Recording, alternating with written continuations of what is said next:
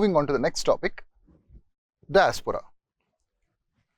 Most of you must have come across the word diaspora, Indian diaspora, Asian diaspora, Chinese diaspora.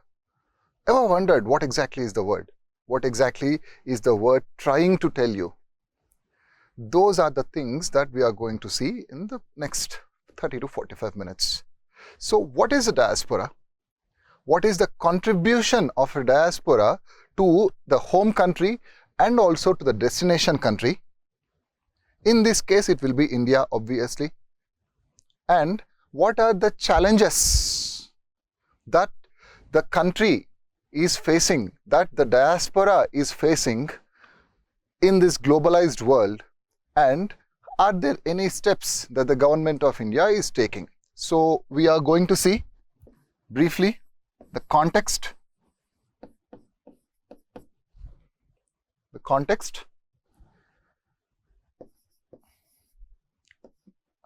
the history. You can also say it's concept and context. Concept or context, the history, contributions, challenges, way forward. Challenges and way forward.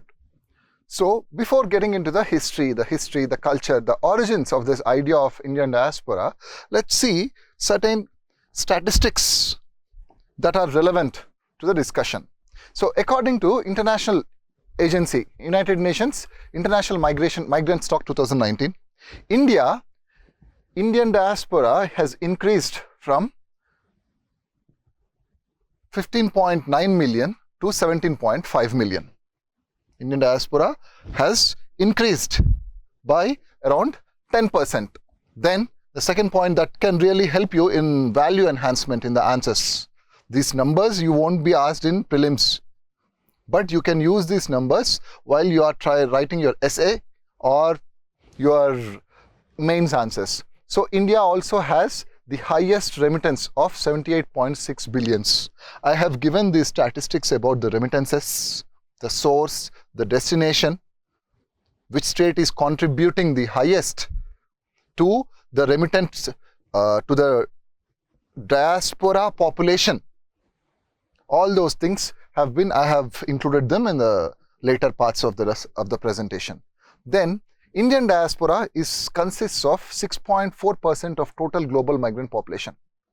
It consists of 6.4% of total global migrant population.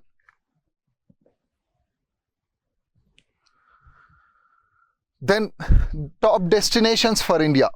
Just remember these two countries, United Arab Emirates and USA, because these two are the important things. So what are these two countries? Top destinations for Indians in this order. So most of the Indians are going to UAE, USA, Saudi, Pakistan and Oman. Yes, Pakistan is also, contrary to the popular perceptions, Pakistan is also one of the destinations for India. Then India also has around 5.1 million international migrants. All that rhetoric, that vitriol rhetoric about migrants, Ghuspetias that your Prime Minister and the Home Minister talks about, all of them are not Ghuspetias, all of them are not illegal immigrants. Some of them are legal as well. How can you say that? Why am I saying that? Because if you look at the source of migrants, Bangladesh was the top source of migrants. Then you have Pakistan, Nepal, Sri Lanka and China. These are the sources of people into India, people who are residing, foreigners who are residing in India. See, these are all official statistics. Illegal immigrants will not be coming under your official statistics. That's the test. So anyhow, international migrants as a share of total population in India was steady at 0.4% to in the last decade. It was around 0.4%, right? And there is certain kind of trivia for those of you who are interested in general knowledge, GK, not GS. So what is this telling you? What are these numbers trying to indicate, trying to inform us? That there is a considerable amount of diaspora, Indians living outside the country. Are they citizens of India? I'm using the word Indians. I'm not saying Indian citizens. People having ethnicity of India, people having links of India. So they can be citizens of India and non-citizens of India, meaning they can be citizens of other countries as well. But they have either ethnic or cultural links to India. We term all this, we group all these people who either have ethnic or cultural links, who either are citizens or non-citizens of India, foreigners. We term them, we group them into one single word called as diaspora. So diaspora includes not just the citizens of India who are residing in other countries, but it also includes other citizens of the world, citizens of other countries of the world who have direct or indirect links with India. Who exactly, what are the links? Don't get into the administrative jargon, administrative details, whether it is the grandparents, parents, great-grandparents, whether the spouse. So all those things are waste of time. Please don't waste your time. Just get the concept, concentrate on the concept and the descriptive part of the topic. So, moving on, we need to see who exactly are the diaspora, who exactly consists or part of the diaspora. The definition that we have just seen, it's a simplistic definition. But is it so simple? Is it capturing the entire social reality of the diaspora? That's the question. So, first and foremost, we need to remember that diaspora is a word which is very casually used, which is very loosely used. Why are we doing that? Because it's very difficult to capture the real essence, the real people to inside the word diaspora. Why is that difficult? Because first and foremost, at the very basic level,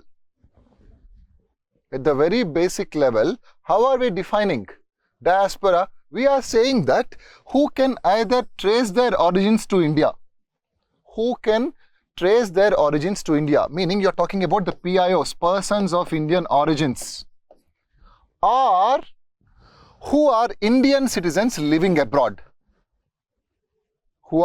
Indian citizens living abroad. They are the NRIs. They are the NRIs. So, the people of Indian origin or the NRIs, persons of Indian origin, or the non-resident Indians or NRIs. These are the two categories of people who are included in the word diaspora. Whenever we are using the word diaspora, we mean these two categories of people, person of Indian origin and non-resident Indians. See, who are NRIs? I am sure most of your family members, most of you will have one or two family members who are staying in US, who are staying in Europe, in some of the countries of Europe. If they still have an Indian passport, they are NRIs. They are NRIs.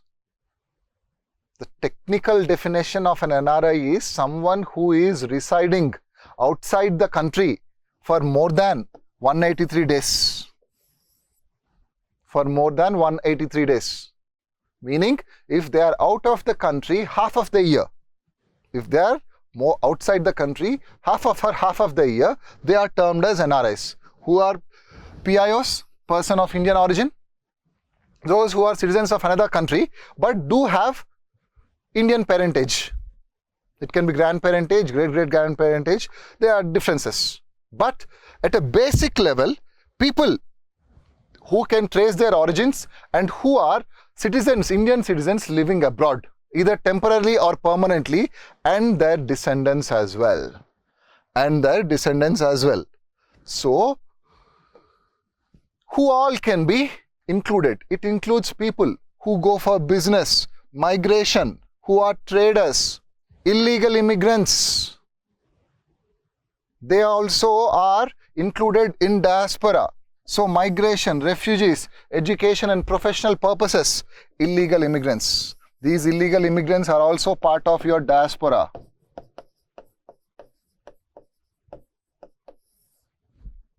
Also part of the diaspora.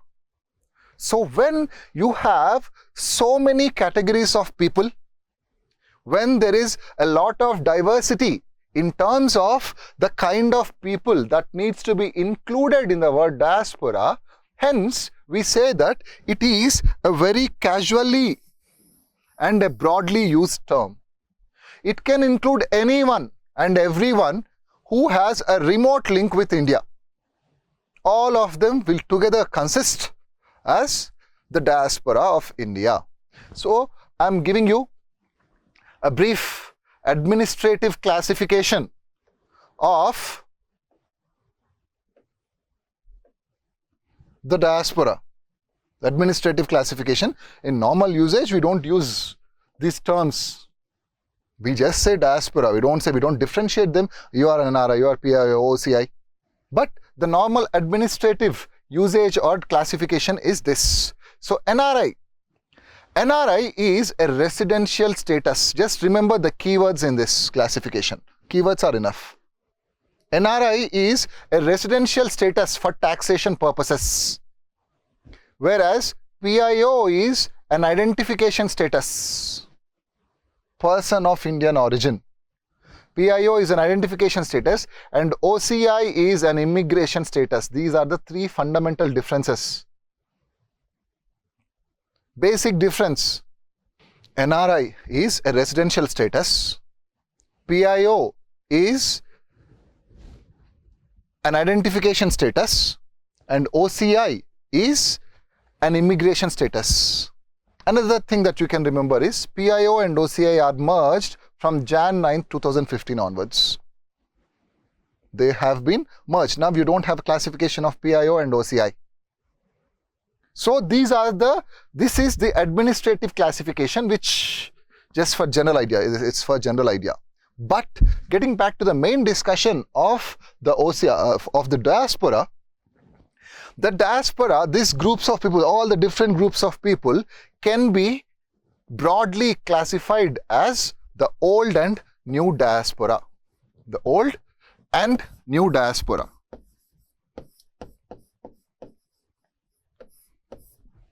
The old and new diaspora. What are they? What is the basis of that classification? That's what we are going to see in the next few minutes. So it's the old diaspora. Who are the old diaspora? Old diaspora again are classified into two types based on the time period during which they have emigrated out of India. So what are they? First one is during the times of the monarchies, during the times of ancient and middle kingdoms, whereas the other one is during the modern times. What was the purpose of the people who have emigrated during the monarchies? Number one, the kings. It was on the inspiration, it was on the propelment of the kings. Kings have asked them, kings have ordered them, kings have propelled them to go out and spread their culture, their kingdom's culture, the Indian culture, which over a period of time became Indian culture. So kings themselves have contributed to the spread, to the emigration of people outside India. They wanted to propagate their culture, religion and prosper cultural relations. Apart from that, it was also because of natural calamities, droughts, disasters, wars. When there are wars, you have these boundaries today. But the boundaries were not as prominent as now back then. So when there are wars, droughts, hardships, natural disasters, they have also migrated whenever someone is attacking. All these people, generally, the word that's used is the Indian merchant diaspora mainly. Indian merchant diaspora. Where do you find them? We'll see in a minute. And the second type is during the modern types. Both of them are part of old diaspora only. Old diaspora is again subclassified into two types: ancient and medieval, and during the modern times. What do we mean by modern times? During the times of colonial rule, the British and Portuguese, they wanted indentured labor for their plantation works, for the plantation crops. So they have taken the British and Portuguese as farmers, laborers, most of the South India, laborers from most of South India. So again, the same reason. Where is it? Yes, here. The drought and hardships. Because of droughts and miseries also. And in this phase, Gujarati for business purposes. Most of the Gujarati people have also migrated during these modern times. But the most important subgroup which has migrated during these modern times, during the colonial times, was the indentured laborers. Indentured laborers. Where were they gone? Fiji, Kenya and Malaysia. These are the ones who are called as the Girimitya people. Once in a while you come across this group of people. Government of India also has started outreach programs for the people who are residing in these countries, mainly the Pacific Island countries and Malaysia as well. They are called as Girimitya, the Girimitya people.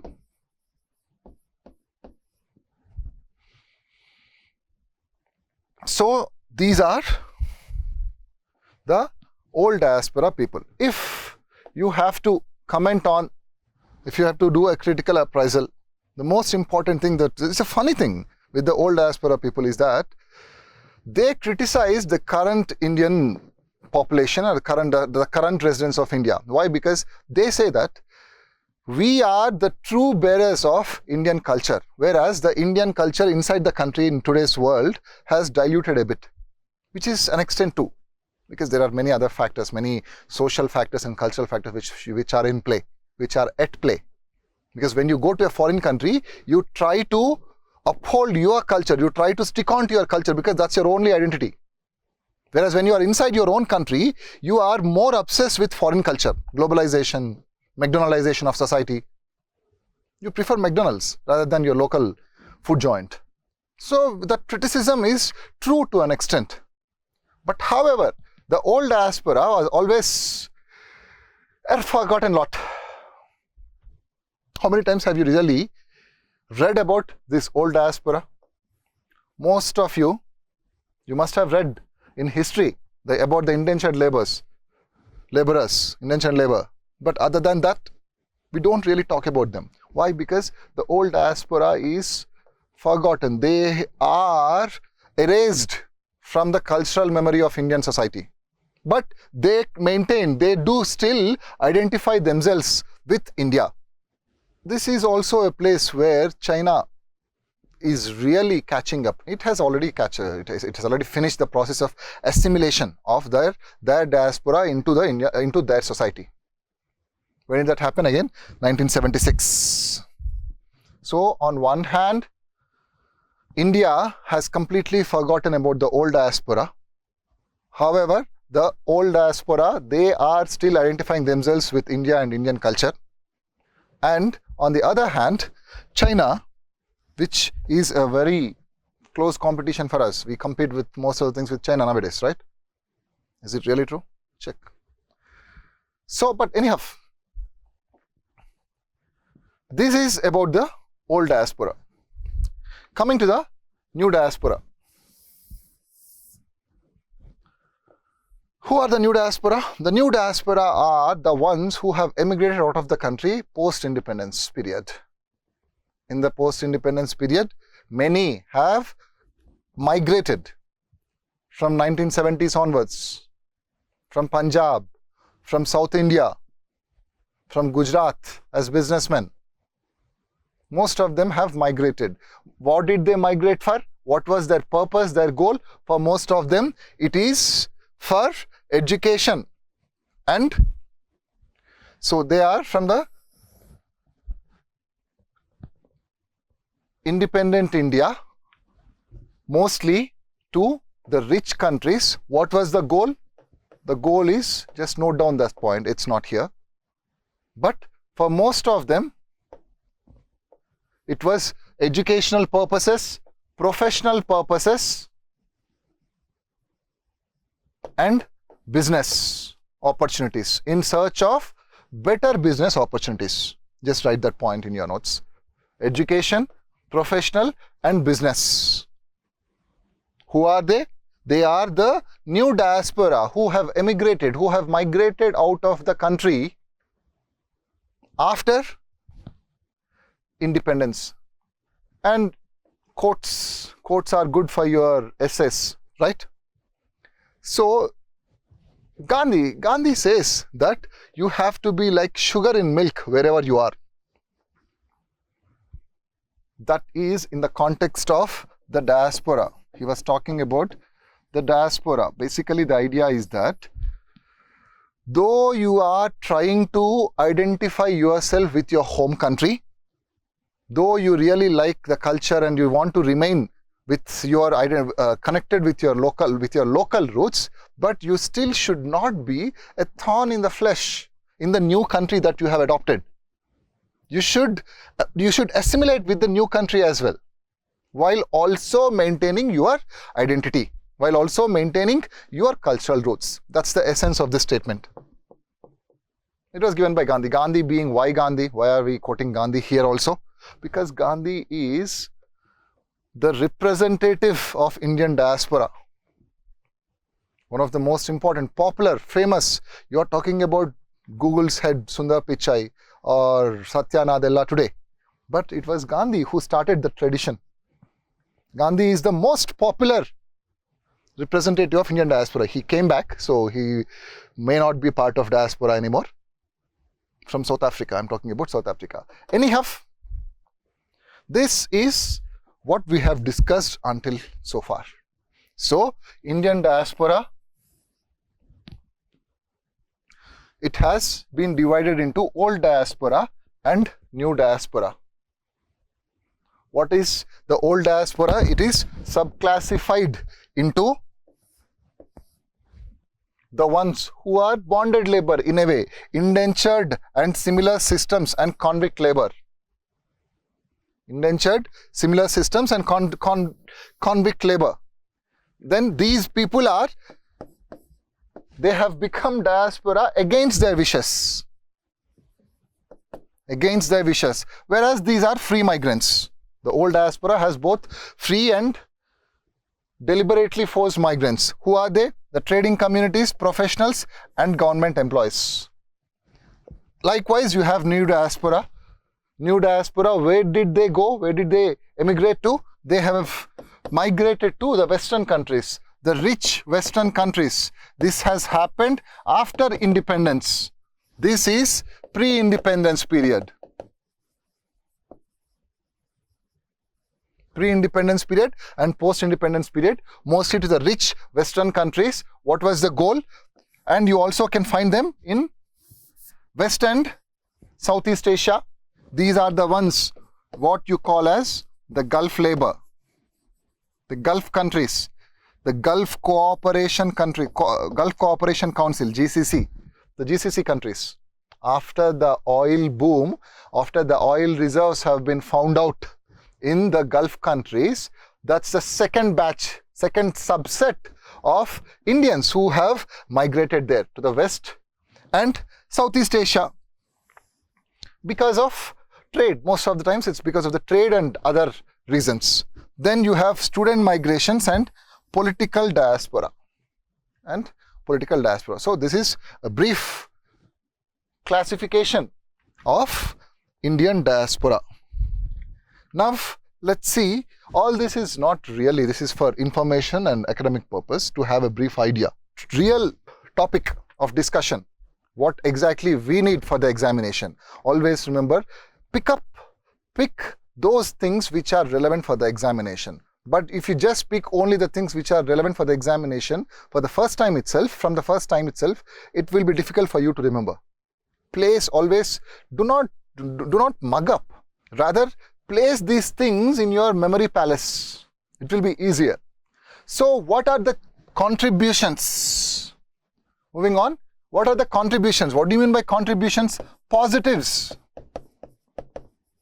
advantages of having this diaspora. First and foremost, what is the most important contribution that the diaspora is making to our country? Why are people going out of India? Why did your brother or your sister, why did they go to US or some other country? Or to West Asia for that matter? Money, right? The money that your relatives, that your friends, that your family members have earned, aren't they sending it back to India? Particularly the new diaspora.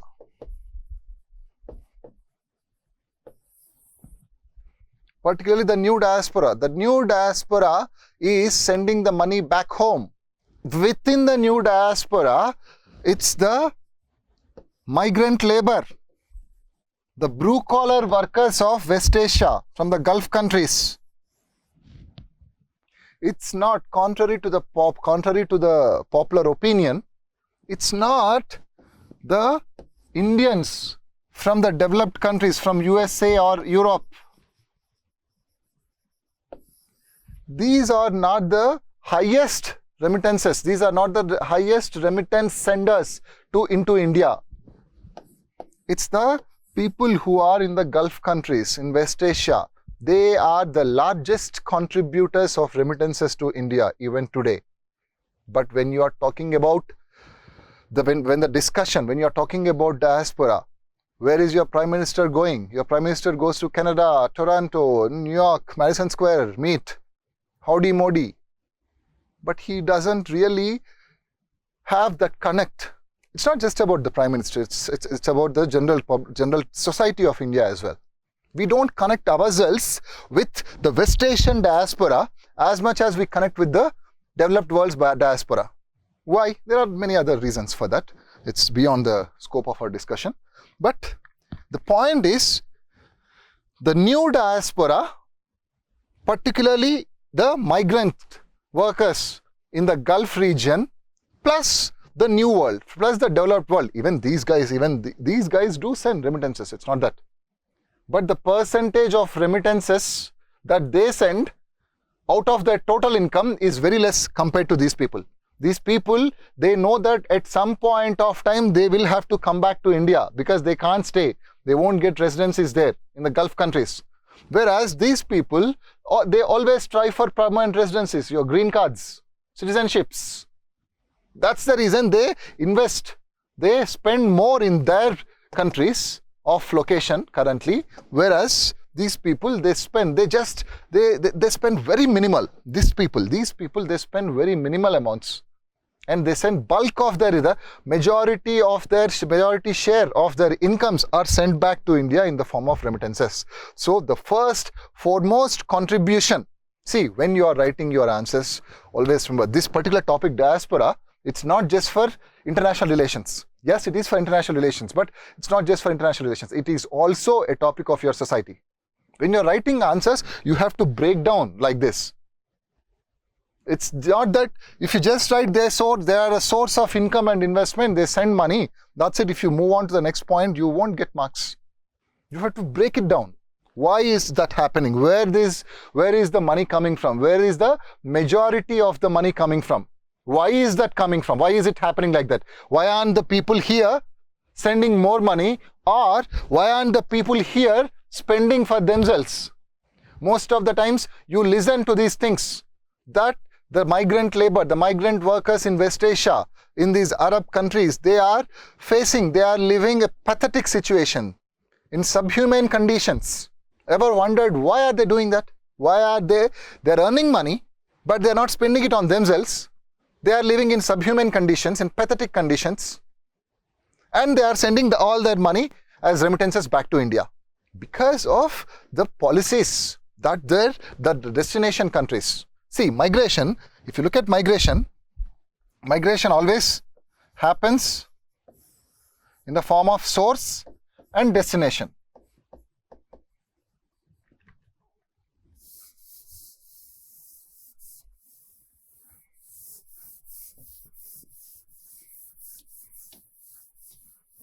In the form of source and destination. India is the source and other countries are the destination, right? So the destination countries will be following their own policies, right? Their own policies in regards with wages, in regards with taxation, in regards with immigration. It is immigration for us, it is immigration for them, for the destination country. So all those policies will also have an impact on the decisions that the diaspora takes. Getting permanent residency in the Gulf countries is difficult. They just want the labor. They don't want people to reside there. Not at least the manual labor of India. Whereas the developed countries, the policies are different. That's the reason in the variations with respect to the amount of remittances that are coming from the developed world compared to West Asian region or developing world. So the first and foremost contribution, the advantage, the positive of having a vast Indian diaspora of about 20 million is that they are a major source of income and also investment. What is the proof? The proof is remittances. India was the top recipient of remittances worldwide in 2018 according to the World Migration Report.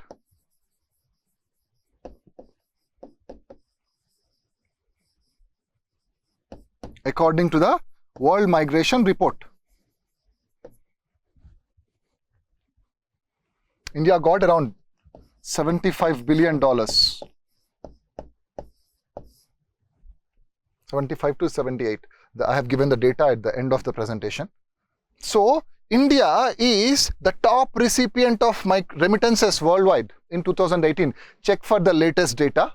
That's because 2018 data comes in 2019. 2019 data comes in 2020. But because of the pandemic this year, all the data collection measure policies have been thrown haywire. They've gone haywire. So that's the reason the data is not out yet. But in 2020, you'll get the data of 2019.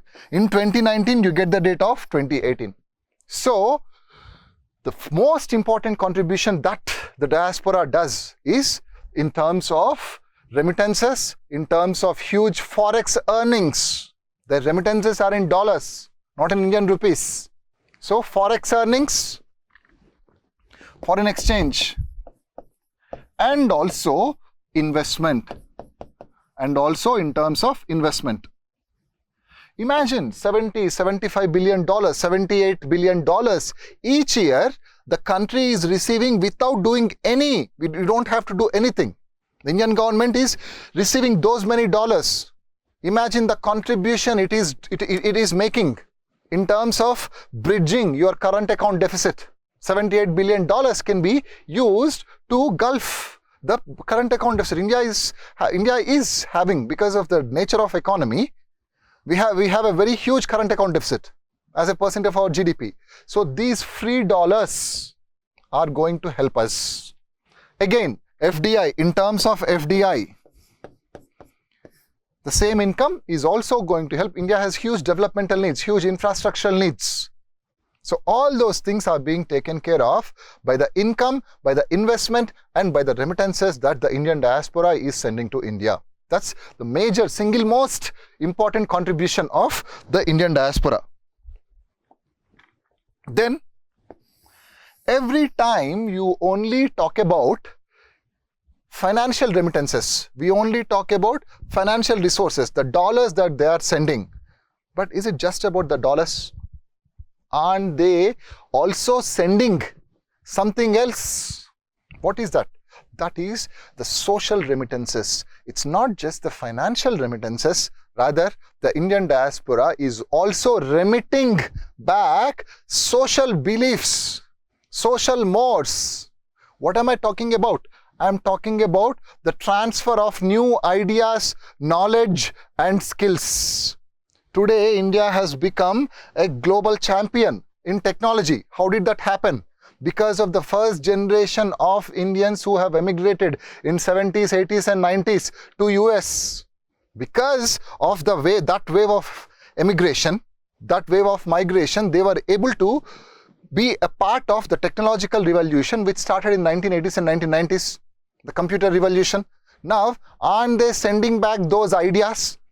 How many of you, the best example, how many of you would have consulted? I'm sure most of you, majority of you would have consulted your elders, your brothers, your friends, your family members who are already staying in US to take which course, to join the course. Which course should you join before joining your bachelor's? What is that? What happened there? Exchange of ideas, exchange of beliefs, exchange of skills. Your friend tells you, learn this particular course, Bangalore, the IT hub of our country. What is happening? What do? Okay, this particular course is very huge in demand, so learn that course. People here learn it. What is happening? Exchange of ideas, exchange of knowledge, exchange of skills, which comes under your social remittances. It's not just about these skills at the individual level. Exchange of political ideas and the ideas of democracy, freedom, liberty. These ideas, don't we have these things in common with US? I'm just taking the example of US so that you can easily understand. Isn't it the case? You can really connect these things. India and US partnership, the oldest and largest democracies. In the orientation class, we have seen one of these questions. What are the commonalities in the democracies of India and US? That idea of democracy, democratic ideals like freedom, liberty, religious tolerance, all of them are also part of. So when these people, the Indians, the Indian diaspora, when they go there, don't they inculcate, don't they ingrain these ideas into their brains? And don't they send those ideas back to India? Equality.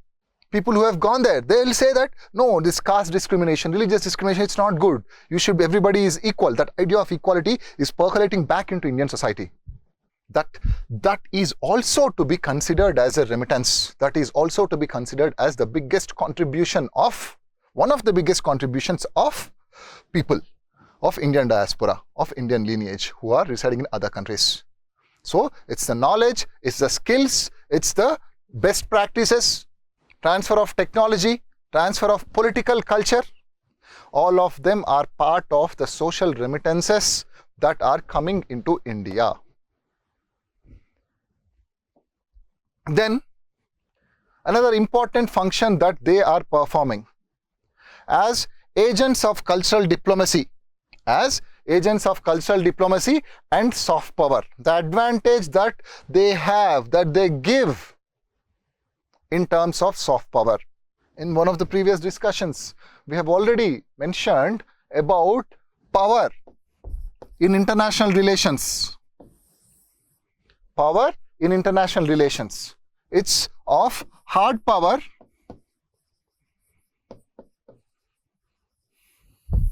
and soft power, right?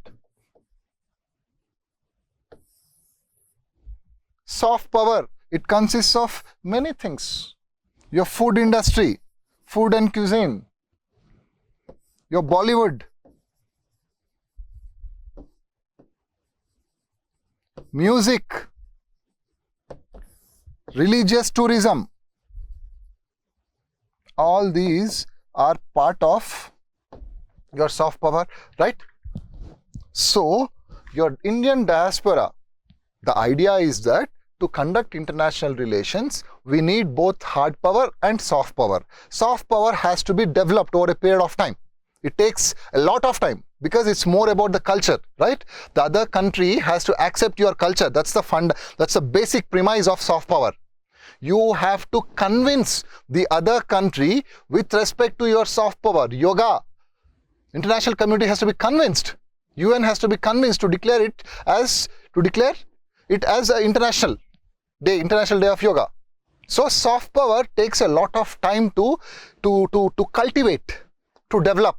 India has a head start in that particular area in terms of the diaspora that is present in the rest of the world. So this diaspora is acting as an agent of soft power. Indians who go into other countries, they propagate Indian culture.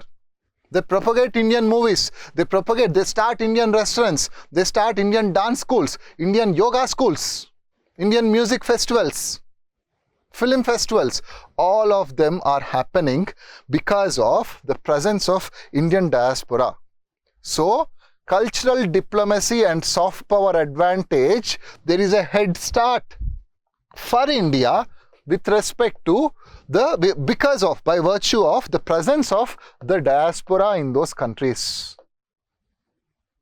All India has to do is to harness, just make use of these things, move these things properly, and India can benefit out of this soft power and cultural diplomacy. Use the diaspora to achieve our foreign policy goals. Likewise, this is also part of the positive image of the country.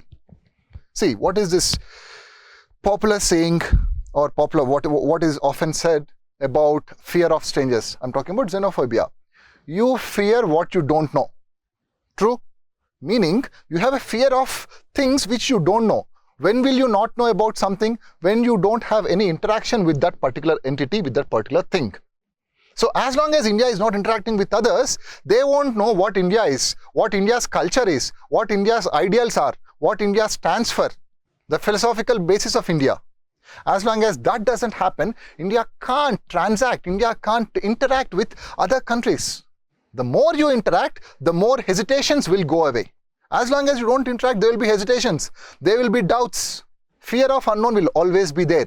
It's because of the Indian diaspora which is projecting a positive image of the country.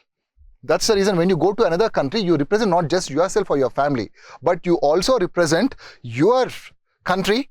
Your country will be judged by your actions. If someone is behaving in an indecent way, in an improper way, what will that country say? Look at Indians. Indians are very, that's what the image also is, right? India is a land of snake charmers, land of elephants and snake charmers. Why did that image come? Because India did not, until 1991, India did not really transact with the outer world. The only source of knowledge about India was about books, was about movies that were made, which most of the times used to romanticize the poverty, romanticize the illiteracy, romanticize the feudalistic tendencies of Indian society. That's why India is popularly known as land of snake charmers and land of elephants. It shows, that phrase of land of snake charmers and land of elephants, it symbolizes India's poverty, India's backwardness, India's regressive tendencies. But after 1991, it has changed now. It's a different story altogether. But the point is that image has to be cultivated. It takes a lot of time, lot of resources, but India has a head start in terms of propagating or spreading the positive image of the country. Likewise, the historical and cultural links, they are also the reminder of the historical and cultural links. Go to any country in the world today. These travel blogs, if you are a traveler, if traveling is your hobby, or you just go and watch the videos of travelers, travel blogs. You have vlogs, right? Video blogs, vlogs, travel vlogs. Most of them, they visit these countries as part of their hobby, right? There are careers they have made. Most of the people nowadays, it's a fad. Traveling has become a hobby, a full-time hobby. People are leaving their jobs and taking up this as career. Crowd-funded. They don't have to even spend for their own. It's crowd-funded travelers. So if you look at those videos, what is saying? Wherever they go, they always find Indians. The other day I was watching a video. That video, it has Indians even in somewhere in the remotest corners of Africa. So which shows that the diaspora, presence of diaspora is also a reminder of historical and cultural links. So that country, the country A and India is being reminded because of the presence of diaspora. What's the next advantage? The next advantage is strategic edge. The best example of strategic edge, the contribution of the diaspora in terms of strategic angle, in a strategic dimension, is the 2005 Indo-US nuclear deal.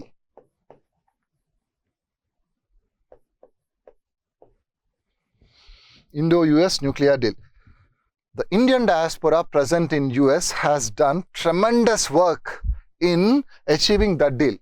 Thanks to the Indian diaspora, we wouldn't have that civil nuclear deal with US in 2005 when the rest of the world and everybody else were opposing us. So nuclear technology, nuclear power gives you strategic edge in international relations in your neighborhood. So the diaspora can also help you to gain strategic edge in tricky issues like nuclear cooperation, like defense deals and technological, high-tech technological transfer. Today you're talking about 5G technology. You're talking about 10 Mach, 15 Mach speeds, fighter jet planes. Where do you get the technology from? That technology you can get if you have this diaspora which is working. China uses this diaspora to the maximum extent. There's another country which also uses diaspora to the maximum country. What is that country? Keep thinking about it. We'll see in the later part of the discussion. Those two countries are the best examples of harnessing, how to harness the potential of your diaspora. It's not India. So you can also gain strategic edge in tricky issues like nuclear cooperation, like defense deals, like technology transfer. Also, Indian diaspora, it has played, this diaspora can also play a major role during the times of disasters, during times of natural disasters, or even in terms of man-made disasters like wars, civil wars. They do help. Best example is the help that was done by the diaspora community during the Kerala floods. Kerala floods, lot of that work was done by the Indian diaspora. They have contributed not just in terms of material, not just in terms of financial resources, but they also have contributed in terms of convincing the countries, both the countries in which they are present and the Indian government, to ease certain bureaucratic procedures in terms of travel, in terms of freeing up travel, in terms of movement of resources from both the countries. Most of the times this international travel and international movement of resources is very controlled, because for obvious reasons. You can't allow everything freely from other countries, right? So they have contributed both in material and non-material ways. So it's another dimension where the diaspora can contribute. So if these are the advantages of having the diaspora, then what is the Indian government doing to harness this particular potential of the Indian diaspora that is present across the world, which is nothing but state outreach. So what is the Indian government doing? First and foremost, which I'm sure you must have come across, is the Pravasi Bharatiya Divas. What is the Pravasi Bharatiya Divas? The idea is that India's foremost Pravas Bharatiya, NRI, is M.K. Gandhi. So Gandhi has returned on this particular day of January 9th, 1915. So every year India celebrates this day as the Pravas Bharatiya Divas. It's to commemorate the contributions of NRIs, the contributions of the Indian diaspora, to recognize the efforts. So what is being done under that? It is being the most important thing for celebrating that day is to get back the new diaspora and make them invest in Indian society, in India, in current days India. So when you are doing that, they don't just come and visit that day and they don't just leave. It's a satisfaction that gives that your country, your original country, your home, your source country is recognizing your efforts. They are very rich compared to Indian standards. So it is to get together this diaspora and invest in India. Again, this was on lines of China. China has been doing this from long ago. Likewise, the next Pravas Bharatiya Divas is going to be the 16th. This is the prelims fact. These are prelims details, which you will get in your material also. Your van, material as in your van. So, India is going to celebrate the 16th Pravas Bharati Convention 2021. Earlier this used to be an yearly affair, but it has been a biennial event from 2015 onwards. 15 or 16. So there is the 16th Pravas Bharati Divas Convention, which will be a virtual format because of Corona. And another important thing that you need to remember is Regional Pravas Bharatiya Divas is also being celebrated as part of Pravas Bharati Divas. It's not just Pravas Bharati Divas. Pravas Bharati Divas is celebrated inside India, whereas Regional Pravas Bharati Divas is celebrated in other countries, in foreign countries. It won't happen every year. Usually the country celebrates, India celebrates it in a non-periodic way. Depends upon the mood of the government and the time that is available. So the most important outreach program, the most important state recognition of the diaspora is the Pravasa Bharatiya Divas, which also has a regional Pravasa Bharatiya Divas. It is the 16th Pravasa Bharatiya Divas Convention. You will get all these things in your current affairs. You have to read them. Then another important recognition is Pravas Bharati Samman, Overseas Indian Honor or Award, which is awarded for 30 members. So that's another measure. Then this is something new which has been done by the government of India. The Pravasi Kaushal Vikas Yojana. What is the idea of the scheme? The idea of the scheme is that the people who are going outside India, they need skill development. Their skills have to be improved. If an unskilled labor is going into a foreign country, the chances of him being exploited are very high. So, under this program, Pravasi Kaushal Vikas Yojana, what the Indian government will do is, it will help in the skill building, in the skill development of the people who want to leave, who want to emigrate.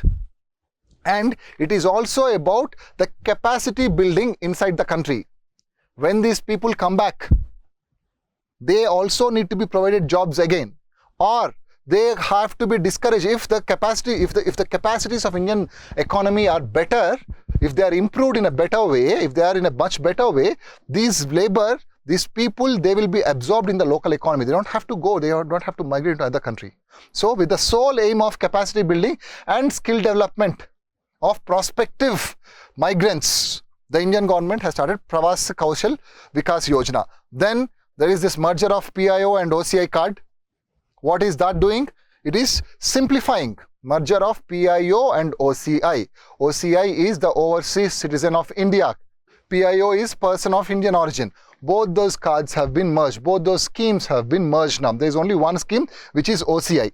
PIO has been removed completely. It was done since 2015 onwards. So what will happen? It will make the travel. It will make the travel easier for the people, for the PIOs and the OCIs. That is another scheme that the government has taken. Then you have another scheme, Know Your India program. Likewise, you have it has also launched rescue operations like Operation Rahat for Yemen diaspora. So there are many such schemes. You can go through them. Okay, you have Indian government has also signed labor agreements. It has Indian Diaspora Engagement Meeting, Indian Community Welfare Fund. One scheme that is important is, this is Vajra. Vajra scheme is a scheme which will provide opportunities for NRIs, professors, research individuals, research scholars, scientists. They can come and work in the higher education, the research organizations of India. These are foreigners who can come and work in the research organizations of India. So it's a program to give better exposure. India can also benefit from such a programs, right? So diaspora engagement is also being carried out with such schemes and such programs. This is all the list of the programs that the government of India is taking. So please go through them. Then one important concept that is important is proxy voting. Yes. Government of India is trying to bring in the provision of proxy voting for NRIs. What is a proxy voting? If your brother or sister, if they are in US, you can go and vote on behalf of them. Or it depends on how that arrangement is going to be done. Is it proxy voting, or if it is for right now, it is on the lines of the service voters. On the line of service voters. Service voters, they just send a vote because they can't vote because their point of service, their work is different and their vote is different. The area where they have the vote is different, right? So whereas this proxy voting, the finalities, the details are yet to be figured out. But there is a discussion of providing proxy voting for NRIs. The requisite changes, the RPA bill, Representation of People Act, has also, that amendment also has been prepared.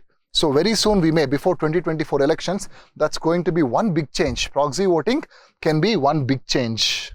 That is one which you have to really know about in your polity. When you're discussing polity, this proxy voting thing is there. And investment caps, easier investment restrictions, easier restrictions have been eased. Why? Because we want to attract their investment. We want to make the investment by the NRIs, by the diaspora, as easier as possible. So that's another thing that the Indian government is doing. This is one area which you can ponder about. So it's not about what the government and what the diaspora is giving and what the government is doing. There are certain demands from the diaspora also. Are we really listening to them? That's the question. What are the demands? Generally, the most important demand is dual citizenship. Both of them are the consequences of dual citizenship. But dual citizenship is one of the most important demand of Indian diaspora. But the problem with providing dual citizenship is, you must have in your polity, you must have done it in your polity. Indian Constitution doesn't allow dual citizenship. It's because of that. In fact, it's because of the absence of provision which provides for dual citizenship.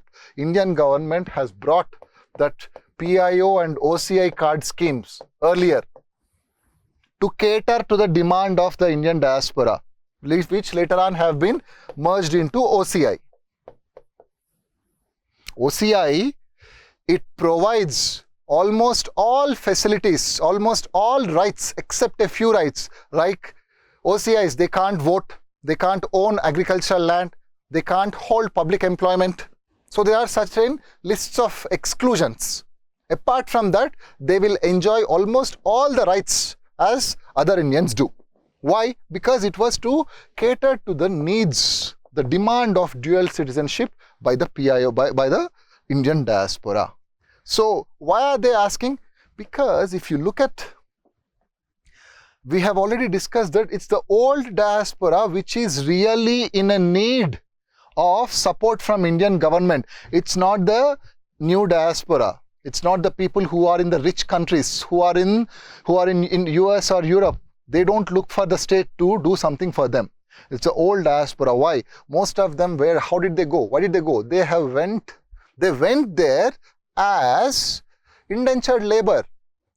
How much do you think their earnings will be? How do you think they will be treated in that destination country?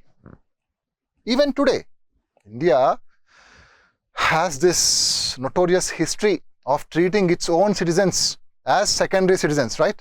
I'm talking about caste Dalits. I'm talking about religious minorities. How are we treating them? We are treating them as second-grade citizens. Likewise, people in this old country they don't still enjoy equal rights. Their economic situation is pathetic. And the countries in which they are residing are also having problems. They can't provide these facilities. So if there is a dual citizenship, these guys can enjoy healthcare, can enjoy educational opportunities for their children. That's the reason you have to cater to this demand. Indian government, what did it do? It provided reservations in educational institutions for NRIs. That NRI quota, which has become an avenue for corruption, for selling the seats in your medical colleges and engineering colleges. What is that NRI quota is in this context? NRI seat, you talk about NRI seats, right? So that is in the context of this. So the demand, if it is accepted, Dual citizenship, Indian constitution is not allowing for some many other reasons. But if it can be done, if more opportunities are created for the children and for the old world Indian diaspora, it can really increase the goodwill of India. It can increase the goodwill of India. Moving on, let's look at the challenges that are associated with the diaspora. Challenges or concerns. Who will have challenges or who are facing these challenges? Both India, meaning the Indian state is facing the challenges, and also to the diaspora. So what are the most important challenges that are being faced by the diaspora? First and foremost, violations of basic human rights.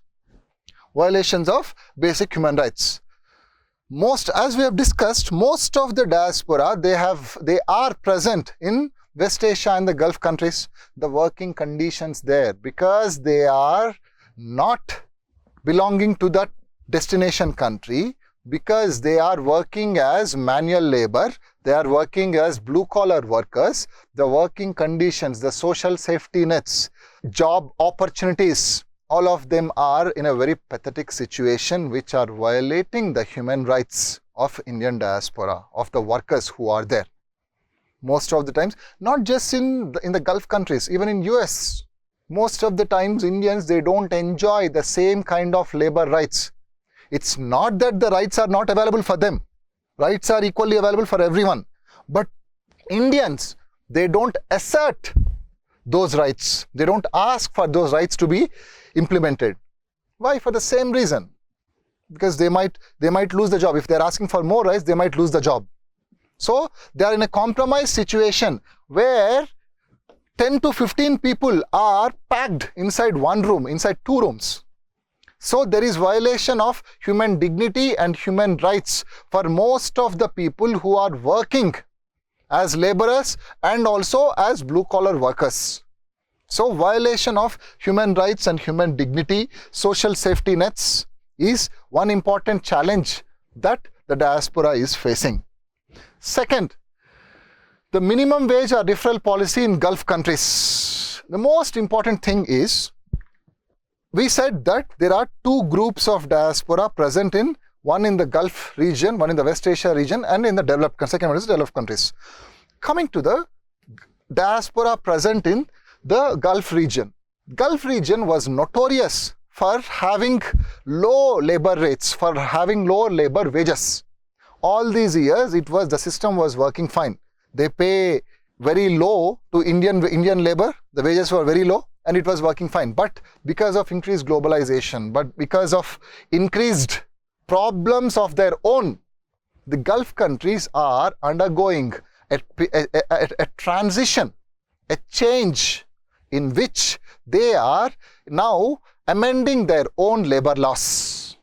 The point is, the political policies of the Gulf countries is undergoing a tremendous churn in which they are trying to ensure more jobs for the local people, number one. Number two, they are also increasing the minimum wages. They're also increasing, there is a floor price now. Floor wages are being increased as part of the labor reforms that are being carried out in the Gulf countries. So what will be the consequence? What are the two examples that I'm talking about? I'm talking about Saudi Arabia's Nitakat system. Then Qatar's Kafala system, and Kuwait's expat quota bill. What are these? These are changes in the domestic policies of the destination countries. Changes in the domestic policies of the destination countries. What is happening? That is happening. That is impacting the situation of labor in those countries. Why? This particular Nitakat system of Saudi Arabia. See, these terms are important for your prelims, and for mains anyhow they are important. Prelims, you may be asked just what is the Nitakat system that you have heard in news. So this Nitakat system is simple. It says that there should be at least one Saudi national for every 10 foreigners. For every 10 foreign labor, there should be at least one Saudi national, meaning they want to provide better employment opportunities for their own people. That's the reason. So what will happen? Obviously, the share of Indian workers in the labor force will decrease. Some of them will lose their jobs. Some of them will have to come back to India. So there is a problem that the labor is facing because of the disruption in domestic policies of the destination countries. Likewise, Qatar's kafala system.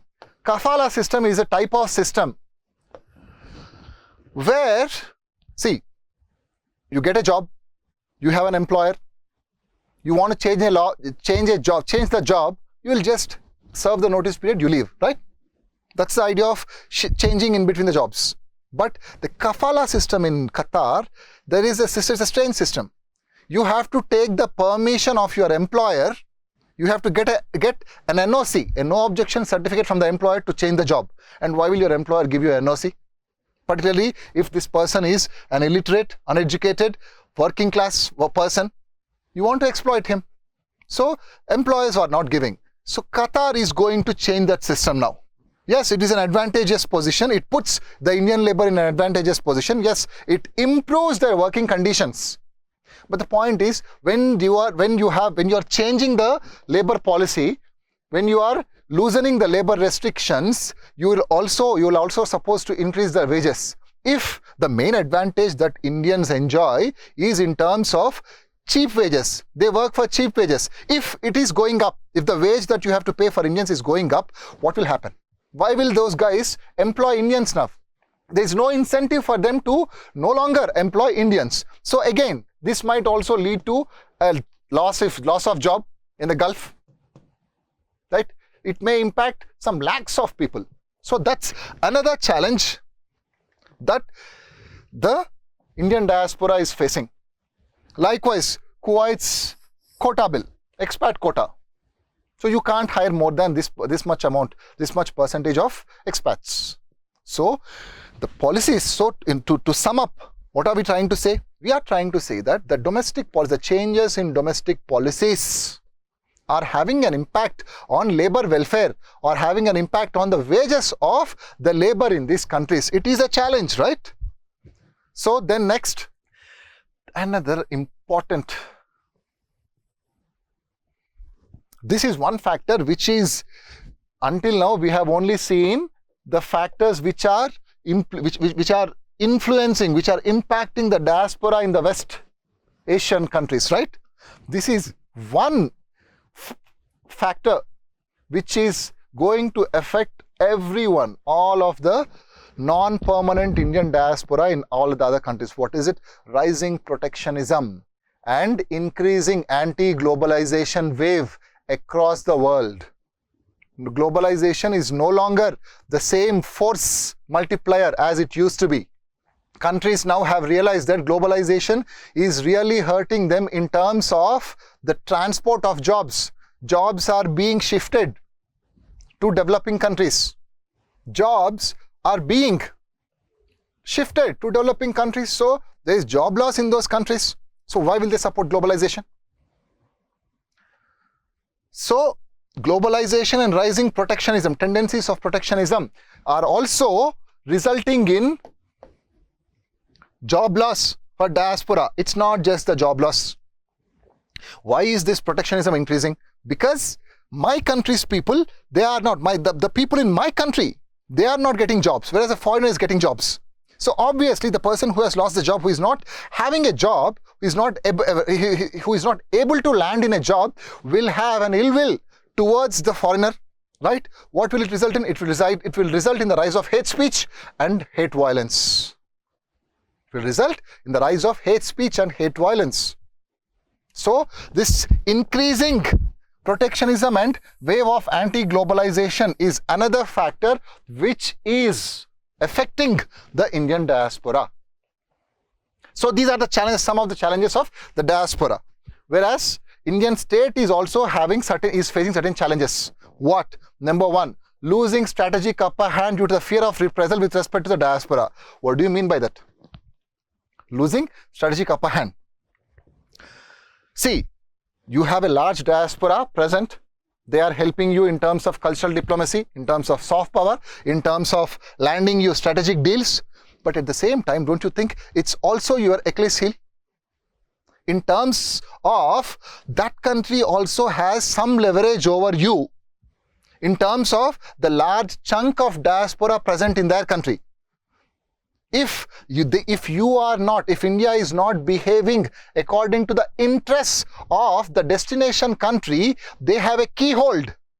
They have a leverage over you in terms of taking policies that may adversely impact the Indian diaspora. So it's a double-edged sword. So India sometimes may have to accept certain conditions which might be strategically harmful, but at the same time have to accept for the sake of the Indian diaspora present in the destination country. So losing some amount of strategic significance, strategic upper hand due to the fear of reprisal is one problem that Indian state is going to face.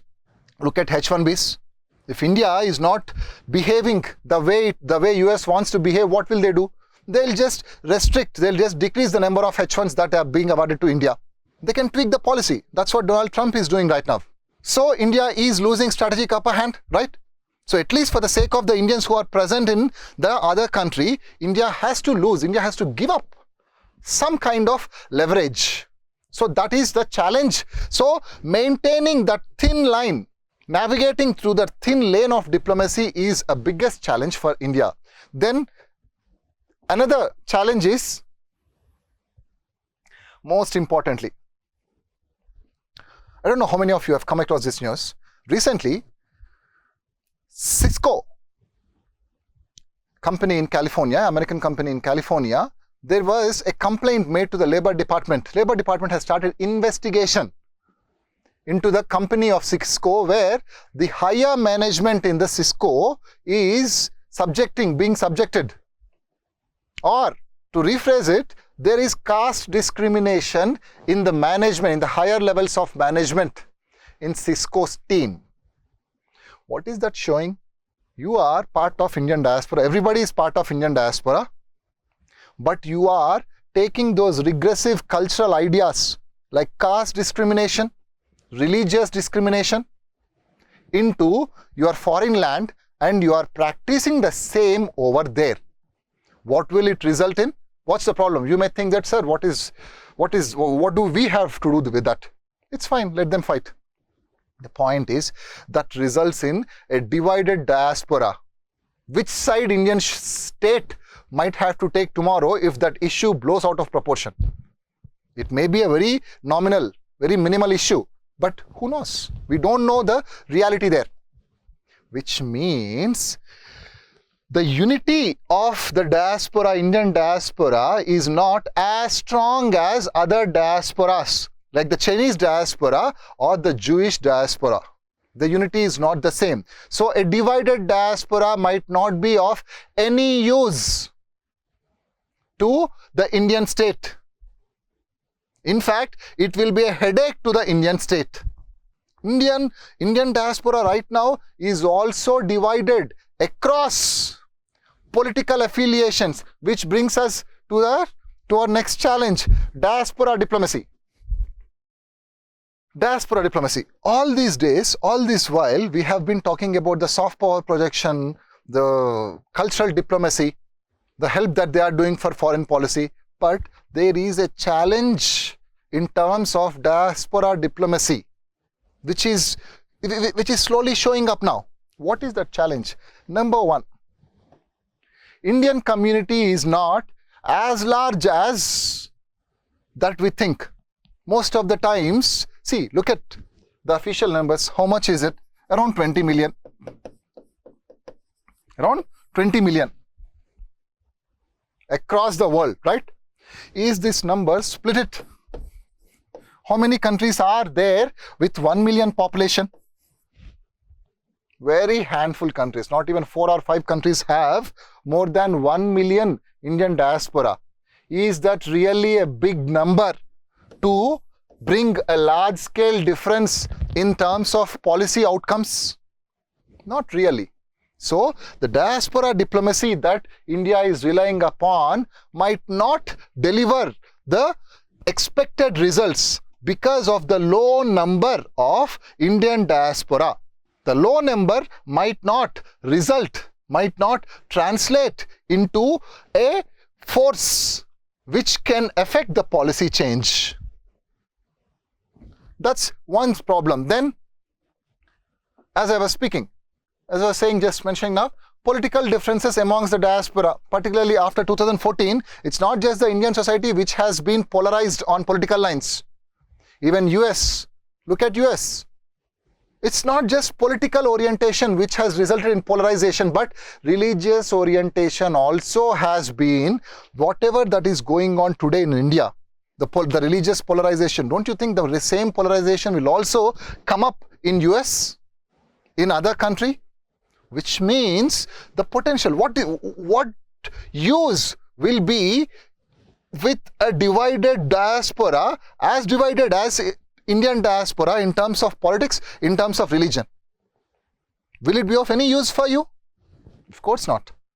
Isn't that a challenge? Yes. So, political differences in terms of orientation. The diaspora is divided in terms of political orientations, in terms of religious beliefs. Likewise, another important challenge is politically active members of Indian diaspora. What is that point trying to say? Politically active members of Indian diaspora need not necessarily support Indian government's actions. What is the proof? Recently, when our foreign minister S. Jaishankar, when he visited US, he did not attend a meeting where one of the US law members, member of US Congress, Pramila Jayapal, she's of Indian diaspora, but she has a very strong opinions with respect to the Kashmir policy, with respect to the CAA, NRC bills in India. So since she has very strong opinions about those two policies, our foreign minister, he refused to attend a meeting which was being chaired by Pramila Jayapal. Where is she? Yeah, Pramila Jayapal. There are many others like that. Kamala Harris, Ro Khanna, Ami Bera.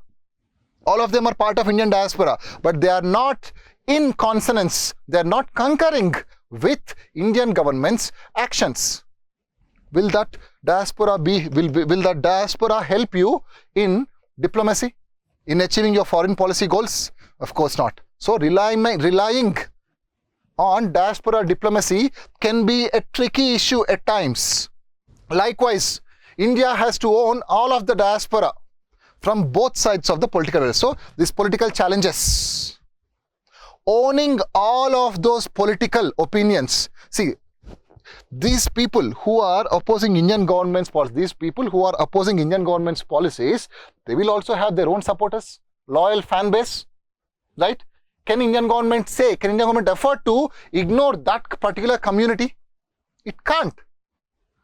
So the challenge for India in practicing this diaspora diplomacy is to own all of the diaspora across the political spectrum. So you can't, it's a very thin line to navigate. You have to maneuver very carefully. So it is another challenge. Likewise, politically affiliated Indian diaspora chapters are now also playing India-Pakistan fault lines amongst immigrants in those countries. What do you mean by that?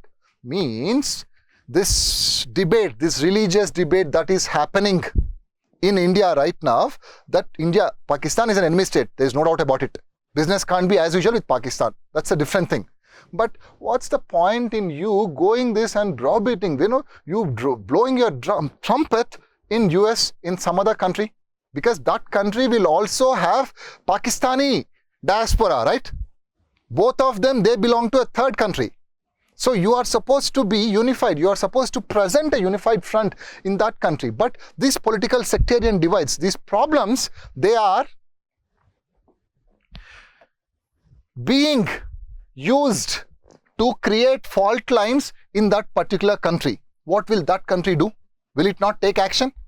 if it takes action on Indian diaspora because of this reason, whose headache, whose problem will that be? It is the problem of Indian state, right? So this sectarian fault lines being created by Indian diaspora of our traditional rivalry between our neighbors is also playing a spoil sport in terms of achieving diasporic diplomacy.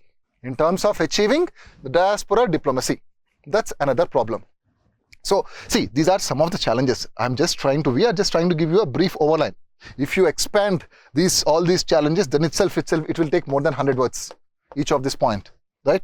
Together it will take more than 100 words. So as you go further, as you go along, you can just gather more points. So these are some of the challenges.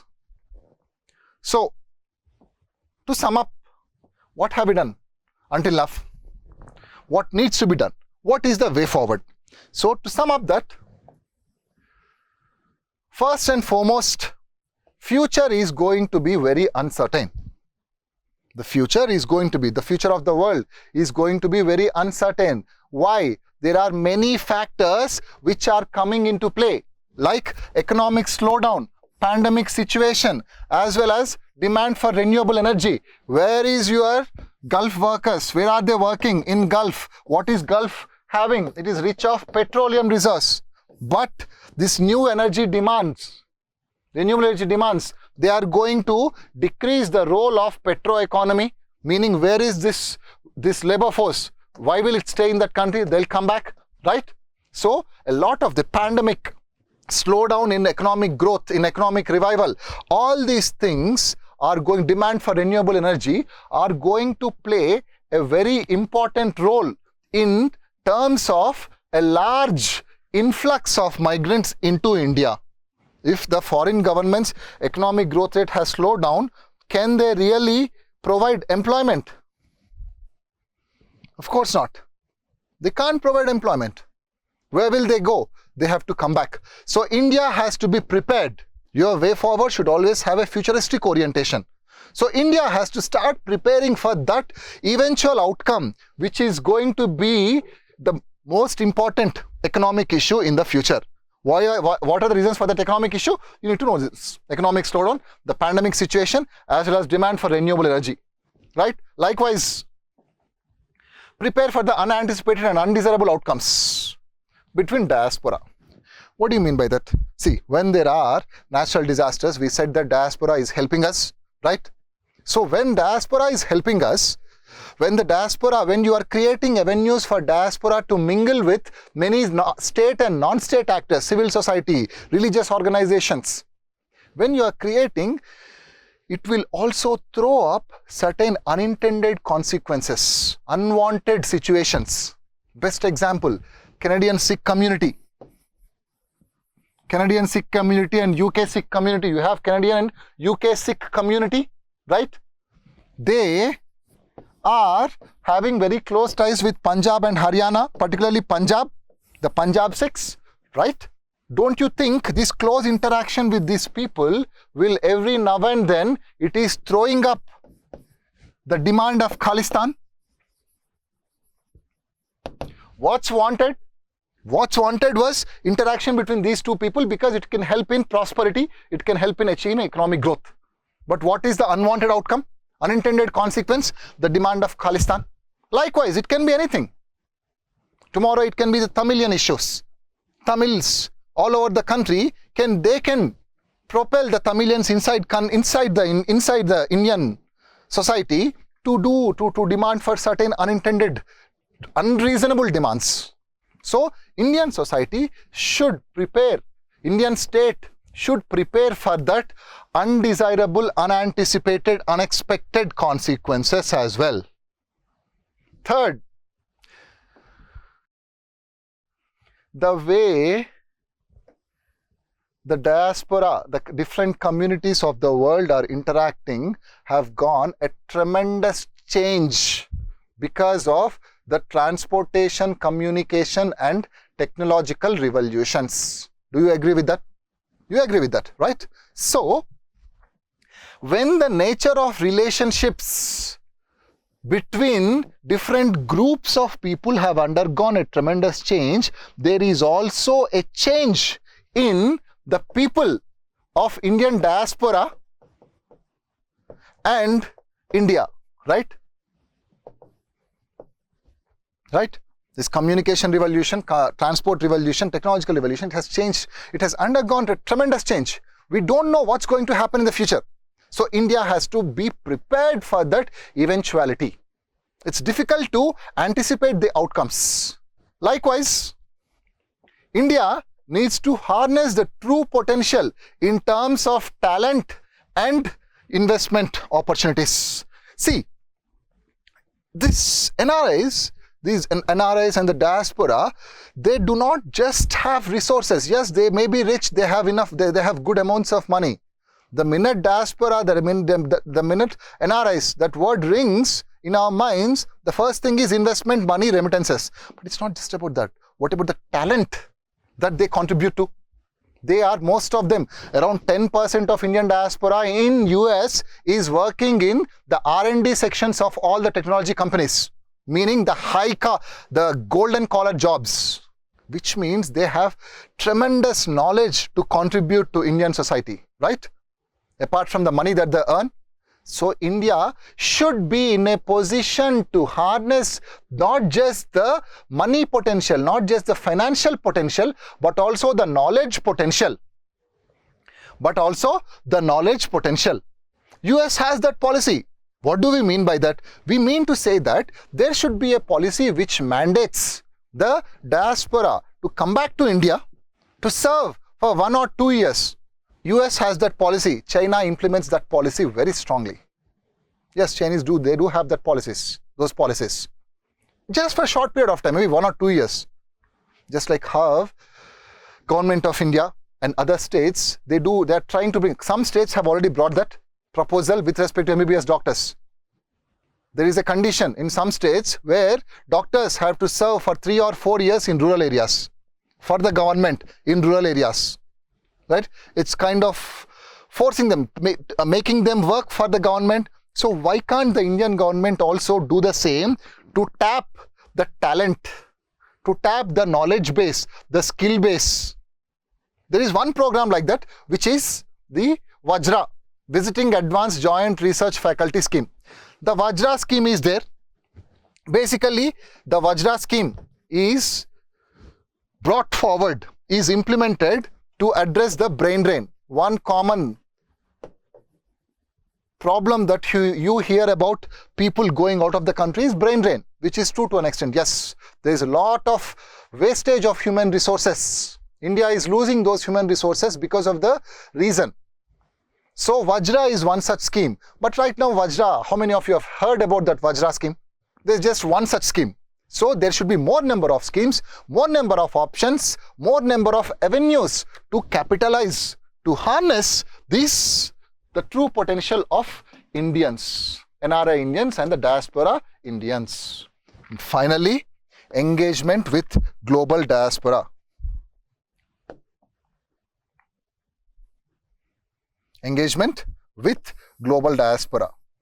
You know that you have a lot of Indians in very high positions, technology CEOs. Create institutions, create policies which will have a constant, see, our Indian government's experience or our habit is to just talk about Sundar Pichai, talk about Satya Nadella, talk about Indra Nooyi as long as they are the heads of their respective companies. But at some point of time, they have to leave the company. Do we really talk about them after they are done with their jobs? No. Why? Do you think that they can only contribute when Sundar Pichai is the head of the alphabet or Google? No, right? They have tremendous contributions. They have tremendous potential to contribute even after their service for their companies. So there should be a very organized, institutionalized avenues to engage with the global diaspora, which we are lacking right now. We are not harnessing this particular. Again, China is very important in terms of harnessing this potential. China is having, it has many institutional avenues, and they are the best in terms of extracting benefits from their diaspora. Just keep tracking China-Australia issue. What is China-Australia issue? That's your homework for you. Just once you're done with this class, go do a search and read about what is this China-Australia issue that is cropping up every day. Like every alternate day, there is a bitter rivalry that's going on between China and Australia. And look for the role of Chinese diaspora in Australian universities. What were they doing? You will understand the issue. India is not really doing that. And before we end the discussion, I remember asking you to ponder over the second country which makes use of Indian diaspora. Sorry, not Indian diaspora. The second country which makes use of their respective diaspora to a maximum potential, where they harness the potential, where they extract the benefits. That country is Israel. The Jewish diaspora is one of the most powerful diasporas. In fact, Jewish diaspora is more powerful and more resourceful than the Chinese diaspora. Creation of Israel state is an impossibility. It wouldn't have happened if not for Jewish diaspora. Israel still has a leverage. Many top tech companies, many banks, the financial system, many legislators in US belong to Jewish community. They played a very important role. They have really molded, changed the policy, foreign policy of US government in helping in creation of the state of Israel. So, compared to Chinese diaspora, compared to Jewish diaspora, where is Indian diaspora really standing amongst the Committee of Nations? Are they really playing the same role? Of course not. So that's what you have to end the discussion with. That there is a race. In today's world, it's a race between even diasporas. Different diasporas are also in a race. It's not just about their own benefit. It's not just about their own progress, but it is also about the progress of their own home countries, of their source countries, from where they belong to. So it is the role that the diaspora can play is very large, very huge, very complex. And Indian government has to ensure that we are realizing the true potential of Indian diaspora compared to the Chinese and the Jewish diaspora. There's a lot of work that needs to be made. We need to catch up. There's a lot of distance in terms of the work that needs to be done with respect to reaching the Chinese and Jewish diaspora. Right? So this is the discussion about the diaspora, which is one of the important cogs in the foreign policy of India. Why did we do in your syllabus? The diaspora is one of the last topics, but it plays, particularly after 2014, that's one of the important change in the foreign policy. So they have a very important role to play in achieving the goals of Indian foreign policy, in establishing the international relations in much more stronger way of Indian society. Right? So that's the discussion about it. I have provided certain data for you. This is about what are the countries that Indians are going to. Where are Indians going to? This is outbound states. Uttar Pradesh is the most important, is the largest contributor in terms of the number of people. Though Uttar Pradesh is the largest contributor, look at Kerala here. Kerala is not even in top 5. But look at the share of Kerala in percentage of total remittances. Share of Kerala in percentage of total remittances. Kerala has 19%, whereas it's not even in top 5 in number of total people it is sending. That's the role of Kerala in India's remittances network. Right? And again, source UAE and USA. UAE and USA are the top contributors of remittances to India. The top one and first and second countries. Then that's the share of individual states. And finally, you have, look at it. That's the amount in terms of millions. India is the highest receiver of remittances in the world.